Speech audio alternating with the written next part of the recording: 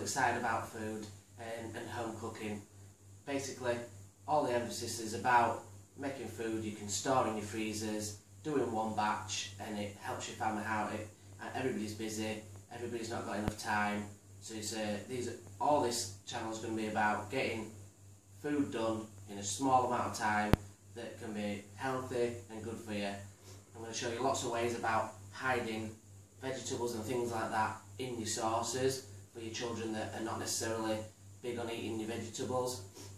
I'm going to go through tips. I'll have Facebooks and Twitters up so that people can get in touch, ask me questions. If they want videos or there's a certain thing they want made or done, I can do that, that's not a problem. Today's is going to be about meatballs. My kids absolutely love meatballs, but they absolutely hate bits of veg and bits of herbs and things like anything like that. They don't like it. So I'm going to show you how to hide that in, but make very, very tasty pork meatballs. Very, very good for you, very easy to make, and you can store in the freezer up to 6-8 months and they'll be absolutely fine. So today I'll start off with the ingredients. Everybody's on a budget, so all I'm going to say is you get what's best for your budget. None of the things I'm going to make are going to be expensive to make. All of them will make easily up to 8 portions for an adult. So first one I'm going to start off with is the star of the show, is your pork. I've gone for a lean pork mince from a local supermarket. You can go to a butcher if you've got a butcher. It's lean is important, really. If you can get it as lean as you possibly can.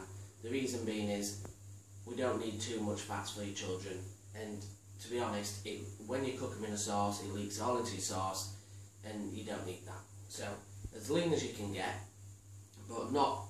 It doesn't. You know, if you're on a budget, it's not absolutely horrendous. You can get,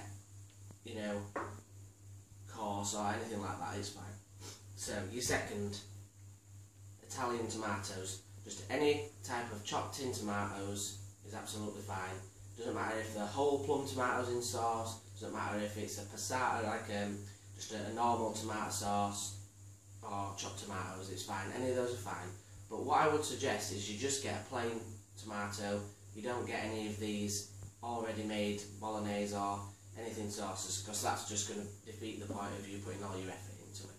So next one I've got, these are plum cherry tomatoes. You don't have to get plum cherry tomatoes, you can get normal cherry tomatoes, you can even get salad tomatoes. I just saw these on offer for £1, so I just thought, they'll be nice to go. This one I would suggest, basil, full of vitamins, really, really good for you. Kids, I know they don't like green bits, but we disguise them in the sauce. We'll use all of that bunch. You can either grow them your own. I grow a lot of my herbs, as you'll see on some episodes, or just simply just buy a little pack like that, 70p. It's brilliant. We've got a bit of barbecue sauce. You can either have homemade barbecue sauce or any standard barbecue sauce. Peppers. You don't even have to have normal bell peppers. You can have sweet peppers. Anything you want. I've just gone for bell peppers. Nice and simple. Nice flavour to them.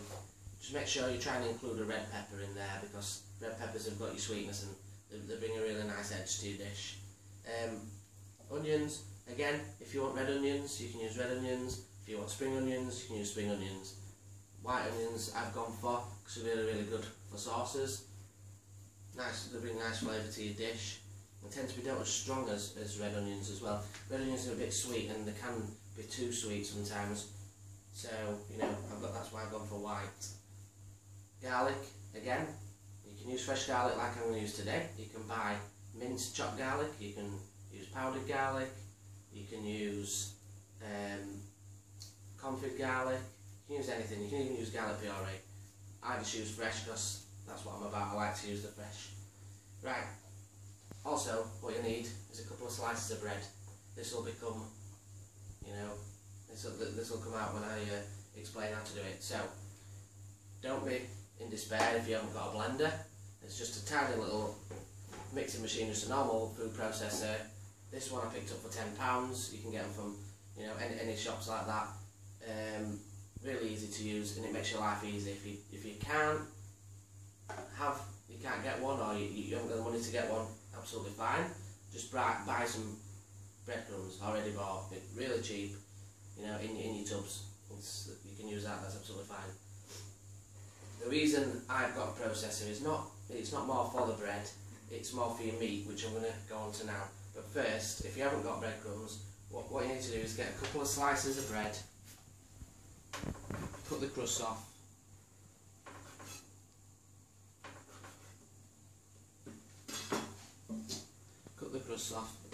take the lid off you. What you want to do is just break your bread up into a few little chunks.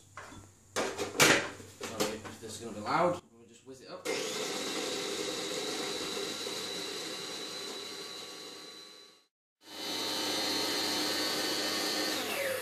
Once you give it about 30 seconds, you'll see you've blended all your bread up. And the reason I like fresh bread blended up is because it's really soft in your meatball and it absorbs all the fat.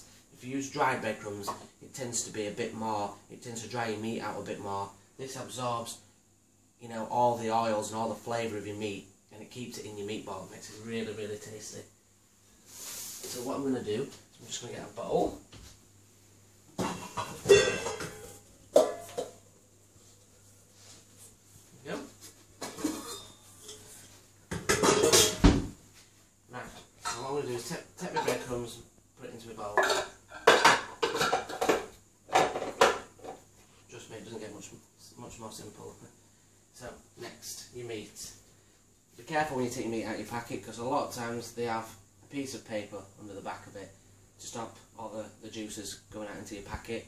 And sometimes, and I will admit, I've done it before, blended it into the meatballs, which is an absolute nightmare, but I've taken it off this time.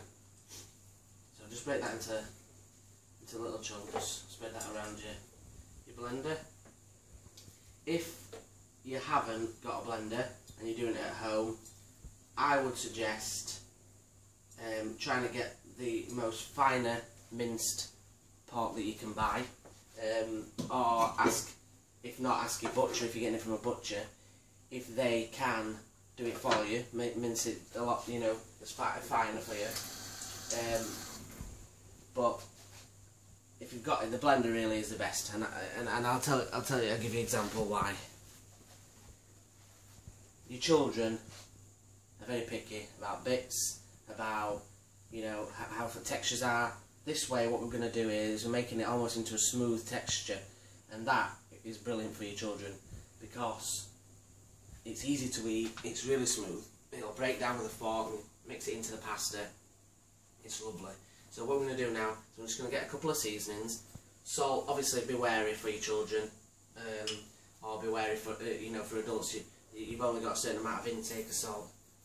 What I like to do is always pour it into your hand or into a spoon first before you drop it in. If you pour it out of something, you can't take it back once it's in.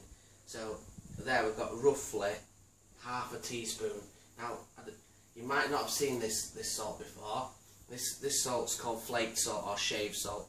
It's absolutely not necessary to use it. You can use table salt, you can use any salt you want, apart from I won't use rock salt, but you could use any other salt. You can have a grinder, table salt, anything you want. This is one of my passions. It's another thing about me that I like, you know, different organic, you know, different salts, different things. That's the only reason I've got it, and it's absolutely fine. Table salt, but it's exactly the same. It's the same salt. It's no healthier to have shaved salt.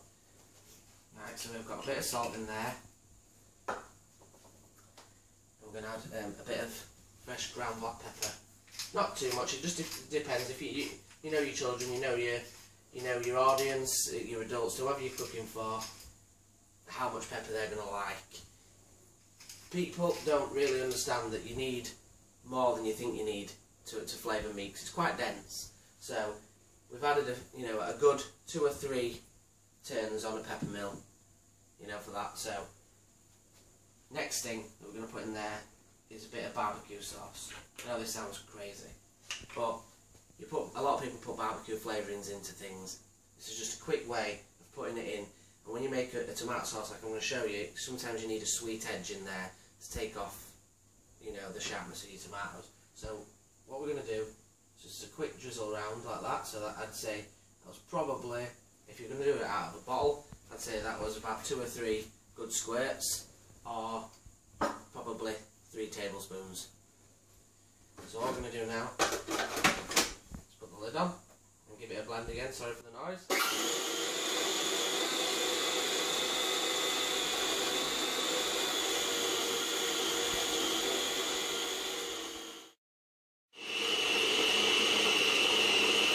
I'm just going to turn that off for a second. As you can see, it's gone a lot smoother than what it was. As you can see, almost to the texture of a smooth sausage meat. I wouldn't recommend using sausage meat, to be fair, because it's not, you know, stick with your mince. So what we're going to do is just going to go into one of my favourite rooms in the house, which is my pantry. I know everybody's not going to have a pantry, but it's something that I'm lucky enough to have after years of wanting one. So, nice and tight in there. So I have inside of here, pantries are really, really good if you get a chance to have one or to do one. They're great for storing all your dry stores kind of things. Great for, you know, these are from IKEA. You can put them on wall, you can put, you know, scales in. I've got sauces in, I've got everything in there. All my flours are in tubs. If you just come around this way, I'll show you on this wall. We've got all the spices. It's a nice, easy, simple spice rack. Got all the spices on there, you can see. Garlic powder is what we need for this. Garlic, fresh garlic is what we've got to put inside of a sauce, but to put into the meat, because you want something that's going to bind straight with it. Garlic powder is brilliant. Puree is alright, but powder is brilliant. It tends to distribute through your meat really, really well. So, just to recap, we've got your meat, you've got your bread, you've got all your seasonings and your barbecue in there. Now comes the fun part.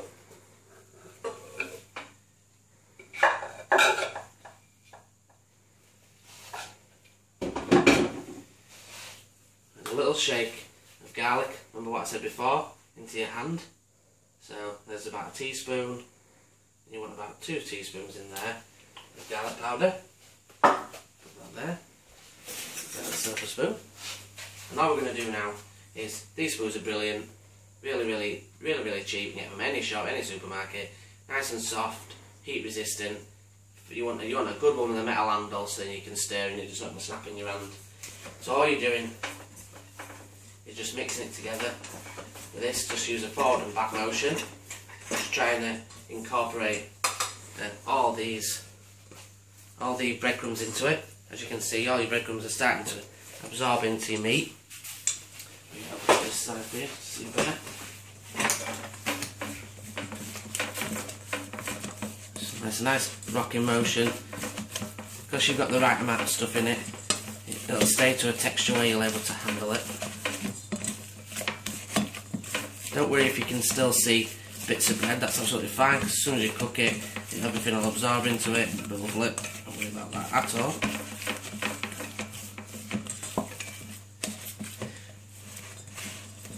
The mince that I used here, they were about a 400 gram pack. So, you know, if you're doing a few more people or you're doing a bigger recipe, then obviously you just double the quantities of what we're going to do today. This would probably do about 6 portions for a child, 3 to 4 big portions for an adult. Obviously, the more you want to do at once to be in front, the more the more you use. So we've got us as meatball mix there, smells delicious. So we're going to go on to making the sauce. People get scared about sauces, they buy their own sauces in, you know. Trust me, it's better to make your own, and once you've learned how to do it, you will your oyster, because you're starting with a simple tomato sauce today, and then we move straight on from there to using that in loads of different ways. Lasagnas, you can use it as a curry base, you can use it as a soup, loads of different ways. As I said, anything you need to know or want to know, just ask, Twitter or Facebook. Anything, if you want a video, say you want to learn how to make chicken and ham soup, chicken and ham pie, pea soup, cottage pie, anything you want to know. Just put it on there, and if I can make a video, I'll make a video for you. Yeah, so if you want to slice peppers, just be very careful. Like I said, you can buy diced, you can buy sliced, already done if you really need to. but I always find it's best to do yourself. Simple technique with doing peppers, get your fingers well out of the way. Sharp knife is essential really. If you look at the green part in the middle and just aim for about a centimetre outside the green, it's a simple down motion, and you'll see that just inside that centimetre is where your seeds are. Once you've cut one side off, you can now see everything.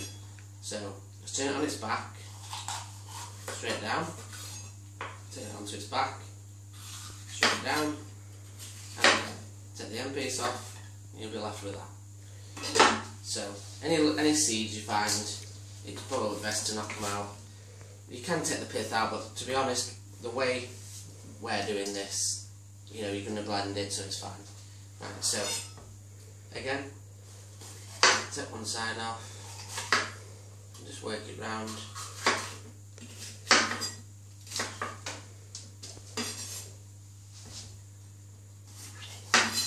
Now this is where it comes to a bit more difficult, is dicing it. Now if you just feel that you want to slice it, because in the day you don't want to cut your finger off, because you're going to blend it. You don't have to blend this if you want to have it as a sauce that's chunky and your kids are fine with that, or your family are fine with that, that's fine. But personally, it works better if it's blitzed, because you get all the flavours, you know, together. So I'll show you. You can slice it however you feel comfortable. If you know, don't have to try and copy me. I've been doing it a long time. I can do it without even looking. So what I don't want you to do is try and copy me and cut yourself. But all the technique is if you do want to try it, is, you know, is to get your three fingers there, and grab whatever it is, and roll the fingertips back out the way.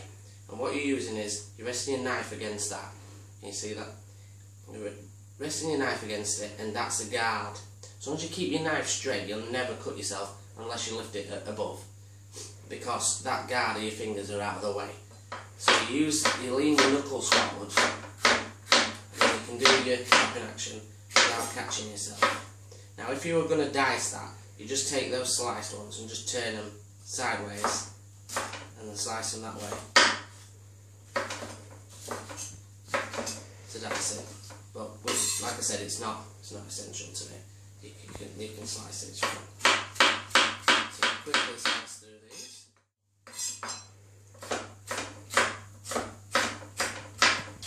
Right, so what we've got your sliced peppers. So now what you need to do is turn your hob on.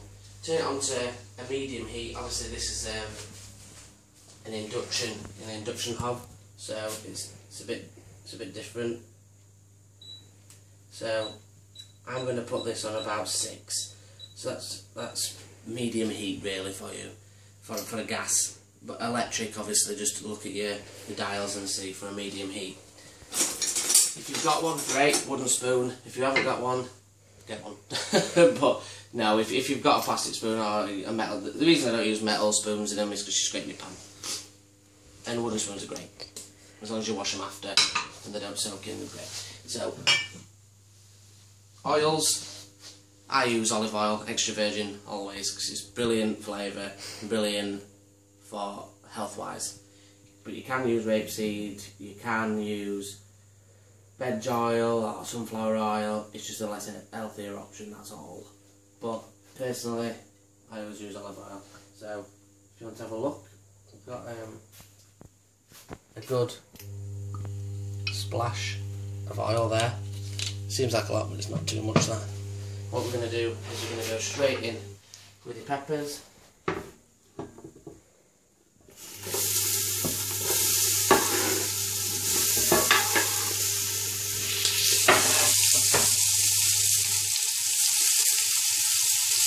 Going straight in there with the peppers. Give them a little stir round. Might just turn it down a couple of shades to 3. The 2 actually, just while we show you the next part. So what we're going to do now is going to go on to onions. Onions scare a lot of people, but there is no way, no matter what the enemy tells you, there is no way to stop you from crying. If you're going to cry from onion, you're going to cry. Trust me, I've been in the trade over 15 years. I've tried every method that's been going around. None of it works. It's all a hat. Right. So take your top and bottom off, you can do it anyway. You can buy onions in a pack if you want to. It's up to you if you really get affected by them or you really don't like chopping them. Take out the out skin off there because it's rubbery. You want to take off the original skin, which is the brown on the outside or the red if you're using a red onion. But a lot of people take that off and then forget the second skin, which is really rubbery and not nice to eat. So if you look there, I don't know if your camera can see it, it's really difficult to see.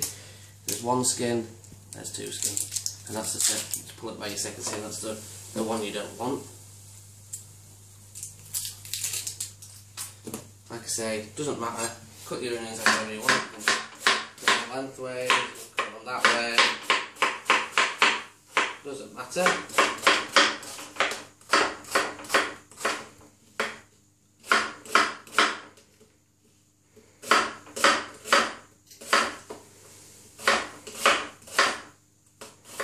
And again, so you take those off, move the doublet, and they go into there. Oh, dropping a few of them. You go into your pan, pick up the ones you dropped, those in there. Give them a little stir around, like that. So now that we've got them both chopped, we can turn that back up to 6. And what we've got here is your tomatoes. So if you're going to use salad tomatoes, just cut them into quarters or into 6s. These you just put them in. Fine. Again, salt. You can use your table salt again, doesn't make a difference. Or for this, you're looking at a heaped teaspoon and probably a quarter of a teaspoon. So a heaped teaspoon and a quarter of salt in there. Again, later on, once we've blitzed it, we're going to taste it, so we'll know if we need any more or any less. Stock cubes. You can get powders, you can get stocks, you can get purees, you can get little jelly pots, you can get whatever you want. It doesn't matter as long as it's a pure stock. You can pour that in, it doesn't matter. Absolutely no problem whatsoever. Today what we're going to do is just use a normal veg stock and a normal chicken stock. The reason I'm not using pork stock is because I want all the flavour of the meatballs with the pork. And I'm just putting a background flavour. Chicken's quite a mellow stock if you don't use too much of it. And veg obviously just enhances the vegetable flavour that we're putting in now. So just keep your veg moving around in your pan. Might just a quick pan into one. So as you can see, all you're doing is softening these down before we add the chopped tomatoes.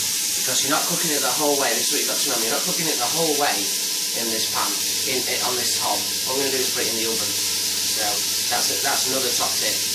If you haven't got a pan that fits in the oven, what you need to do is buy a casserole dish. You know, anything that you can fit in the oven, or even a tray, a deep tray, anything you want like that. You can pour your sauce in and we're going to put the meatballs into that. So you need to be able to have something that's going to go in the oven. So all you're doing with stock is sprinkling, that's the veg one, and again we've got the chicken stock, and we're just sprinkling chicken stock over there. And yeah, you could spend hours and hours making your own stocks, but I do this all at work, but at the end of the day this is what we're trying to show you. We're trying to show you that you can get these done in a certain amount of time. Obviously it's taking longer today for me to show you because I'm explaining it, but once you've got this down, you can, there's no reason you can't knock this out in 20 minutes, half an hour to the oven, and it takes about 15 to 20 minutes to cook the meatballs, if that, and you can be setting table up, or somebody else can be setting table up, or you can be tidying up while that's happening. So all we're trying to do is show you, as long as you get a good quality veg stock, or to be fair, whatever you can afford. Right. So all we're going to do now is you've got to be careful that your stock doesn't start catching the bottom, so you've just got a little bit of water here, boiling water. Just put a little tiny bit in there.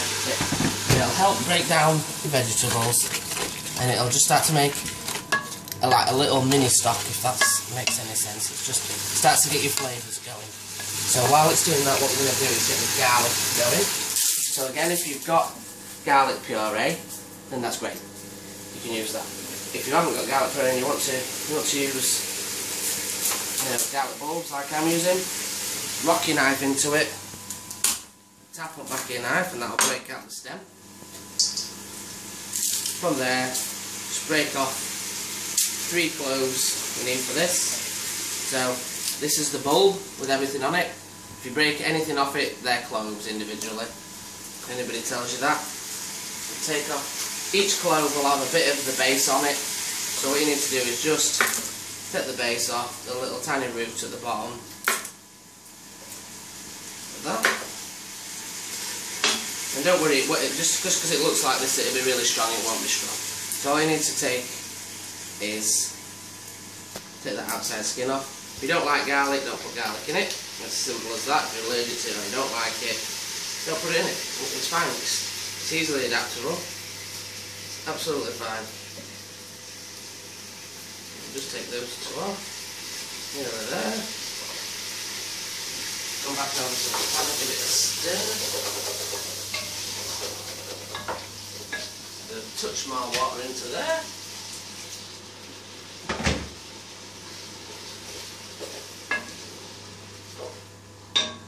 Right, so your garlic, you can chop it, you can dice it, you can do whatever you want. This recipe, just rough chopping it. It's going to be blitzed. If you're going to do a sauce, you're not going to blitz it, then I would recommend getting garlic puree. But they're roughly chopped. That's absolutely fine. They'll break down in your sauce. Straight into your pan. As you can see, your fingers are starting to break down into there. I've added a little touch of water. That's just helping break down your vegetables in there. What we're going to do now is just add tin tomatoes.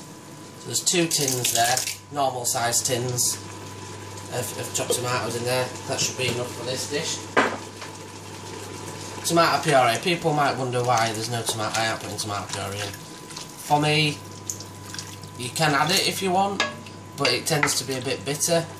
So for this, I'm not actually going to use it, but you can use it. It's absolutely fine.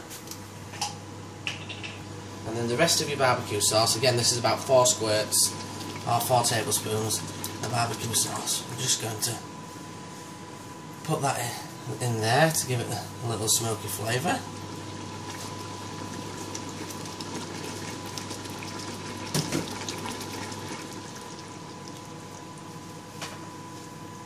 Just give that a little stir.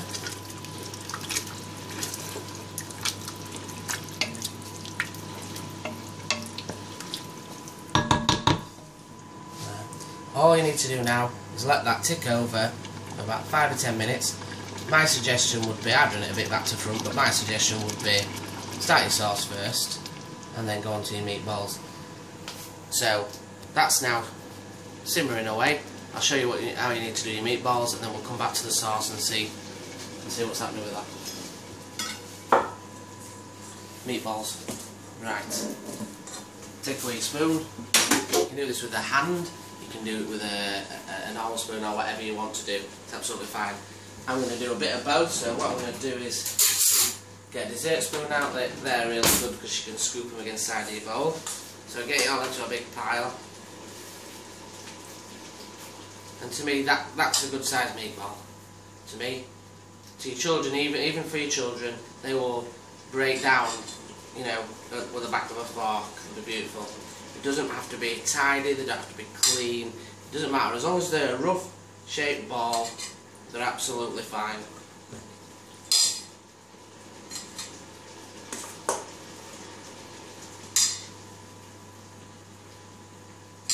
Now, if you're adults, you probably want 3 or 4 of them. If you're a child, you probably want 2.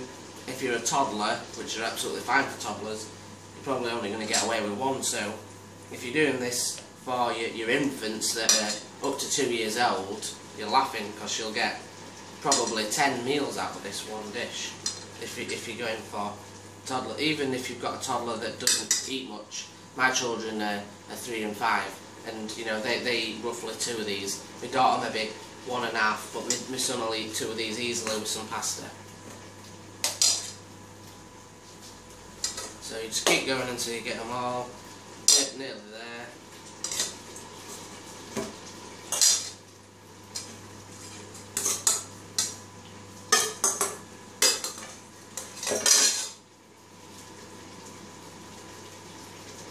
So, like I said before, if you're doing this for your child, or doing this for your toddler, and you're going to do one each, then look, you've got 2, 4, 6, 8, 10, 11 meals, that is, for your toddler. If you're, you know, if that's how many you're giving. If you're an adult, you've got 4 portions roughly for adults there, 3, 6, 9, yeah, you've got 4 portions, just over 4 portions for adults. Or if you're giving it to toddlers, then you've got at least 5 portions. So that's only 400 gram. That's what you know. That's £3 for some mince for that. So roughly this dish is costing £6. You know, just around the £67 mark. So it's not really a lot of money, considering if you went out and you've got £20 odd, £30 for a meal. You know, it's a lovely home cooked meal, and you can put it in your freezer. That's the best part of it. So, just gonna let sauce cook for 2 or 3 minutes. We'll come back. I'll show you what I do with it next, and how we're gonna cook it. And I'll see you soon. Right, we're back, ready to finish the sauce. The most exciting part. Here comes the basil. This is what we're starting there. It's got stalks on. If you can see a little bit of black, probably best to chop that little bit off, but not really going to do you that much harm. Stalks, leaves, doesn't matter. Straight into your pan. I've turned the pan off now, and all I'm going to do, now that it's finished, is put about 5 or 6 good twists of pepper. Bring it to the front. Obviously make sure you've got a cloth with you, because your pans are hot, you don't want to burn yourself. Just mixing that basil into the pan, and it's just, as you can see, because it's a soft herb, it just nicely wilts down. So, here's my thing. If you want your sauce chunky and you want to keep it like that, then your basil, you're going to have to chop it. Just give it a rough chop, don't put your stalks in, give it a rough chop. If not, buy one of these. They are cheap as chips. You can get them from any electrical place, Argos, anything like that. And they cost anywhere from £6 to probably, if you want a really thing without gadgets, £30. But you don't need any of that. All you need is a stick blender. That's it. All we're going to do, stick blender. Just be mindful when you put it in. If it's shallow, it'll spray everywhere. So I've got an handle on this side. So what I'm going to do is just shake everything to the bottom. It's going to be a bit loud, and we're just going to blend it up to, you know, a bit more smooth.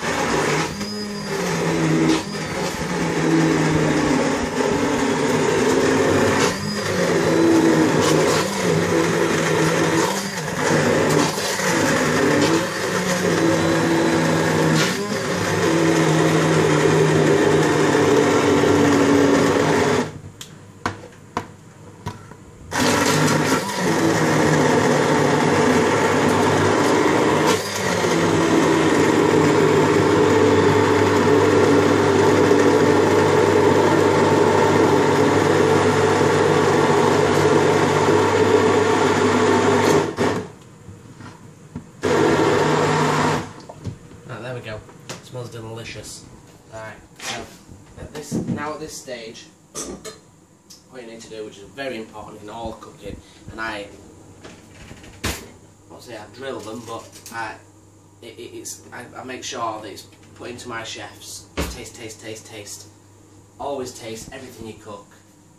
You absolutely must taste, because you'll get right to end and it ain't got enough salt in and you can't do anything about it. So, a little taste.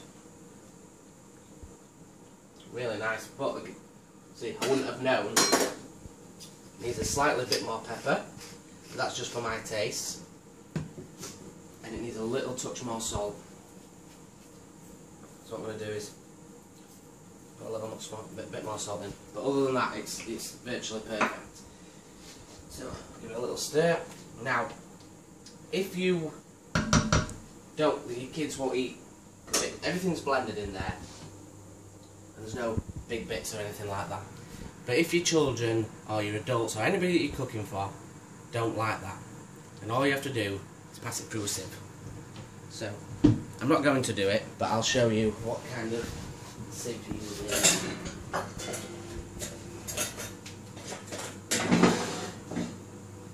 This is a perfect little strainer.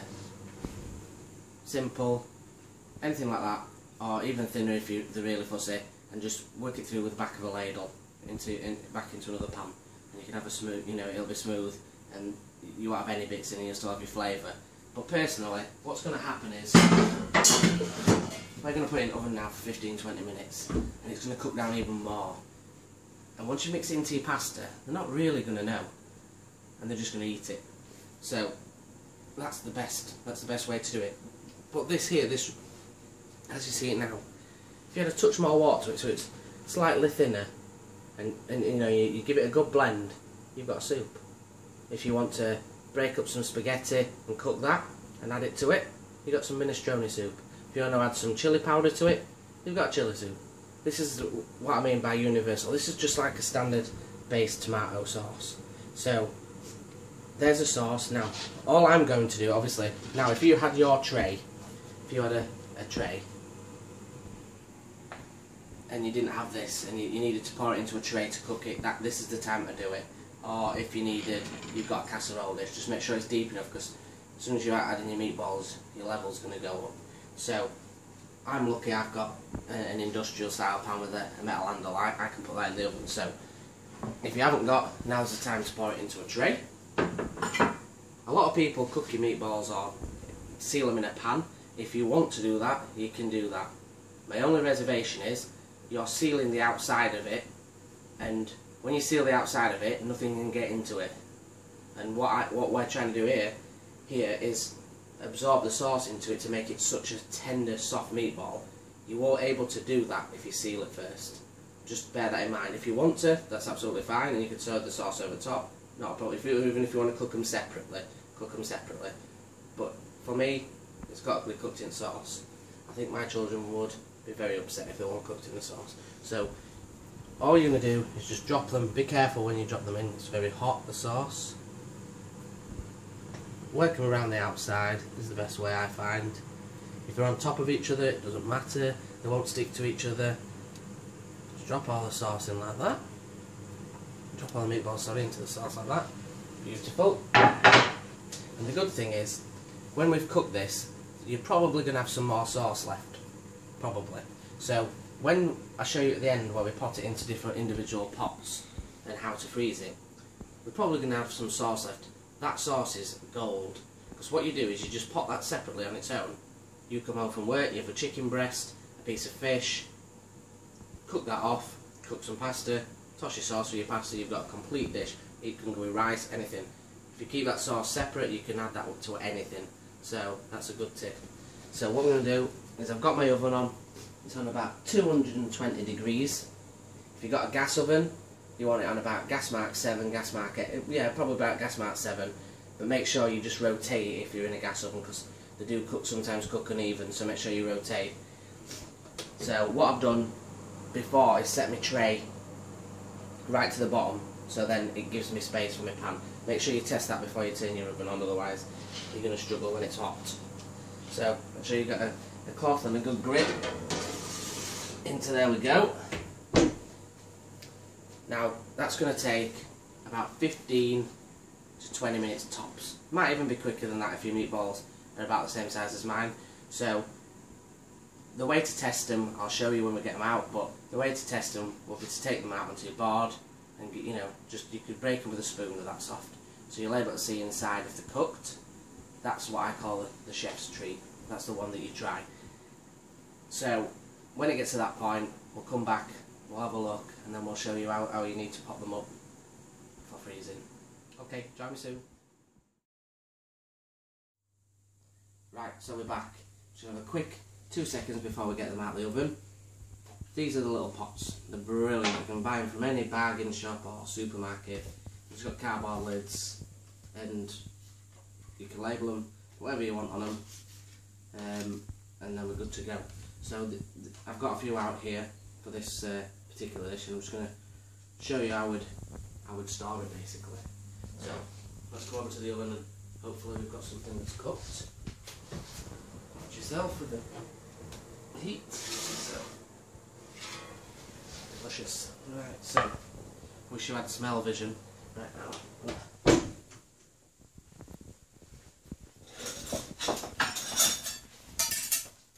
Right, so before we started this, I did brag that we could cut it with a spoon. So let's see if we can cut it with a spoon. So as you can see, they've puffed up a bit because they've absorbed all that beautiful sauce. So, like I said, lovely and soft all the way through. Look, you can see the sauce right to the middle. It's lovely and moist. You can squash it, look, with the back of a spoon and squash it up. Look, it's that easy, look, to break down. So you can just fold it straight into your children's pasta. And honestly, the smell is fantastic. So I'm just going to show you how I put them together. That one's for me, just to let you know. So now all you'd have to do is cook your kids' pasta so you could get a pasta shape, you know, dry pasta shapes, boiling water. Everybody knows how to cook pasta. Or the best pasta to go with it, even my kids eat this, is what is called fusilli pasta. And basically, as my wife calls it, it's spiral pasta. So these are half-cut ones. You can get fatter and longer ones. I would use these or wholemeal. My kids like wholemeal. To be fair, there's not much in difference in taste, and the mile's better for you. But these are the normal. You can put other pastas with it, spaghetti, anything that you want. That's fine. But personally, they're the best because of the spiral. They hold all the sauce in it and they hold the meat in it when you're eating it. So your meatballs. All I do is I put a couple in each box, like that, and I just go all the way around with the boxes, and then get your sauce. So that's one ladle, two ladles worth of sauce. Now that'll cool and set like a brick. All you have to do then is obviously you write your lid. The lid goes on like that. You fold your sides in and your corners in. Obviously I don't want to do it. The main point is silver side down for a start, and you need to let them cool. If they're not cool, you can cool them on the side. That's absolutely fine. I won't put them. You know, you could cool them in the fridge if you wanted to. But it might be, you know, rest of stuff that's in there. But you can cool it down outside. It's absolutely fine. And then pop them in your freezer, and then they'll stay for 6 to 8 months in there, absolutely no problem, as long as your freezer don't get defrosted. Put them into a preheated 200 degree oven or gas mat 7, and you just leave them in there, turn them round. You can even put them with a lid on, it's absolutely fine. And then when they're done, just cook your pasta as you would do before, pour on them, and it's absolutely great. My kids absolutely love parmesan on top as well. If you want parmesan, it's not, you don't have to do, but parmesan on top is absolutely lovely as well. So I hope this has been helpful, and I hope that you'll follow me for as long as we can do this for, and as videos I'll be trying to get them up as often as I can. Any questions, we'll put the links to Facebook and Twitter on there. Enjoy cooking.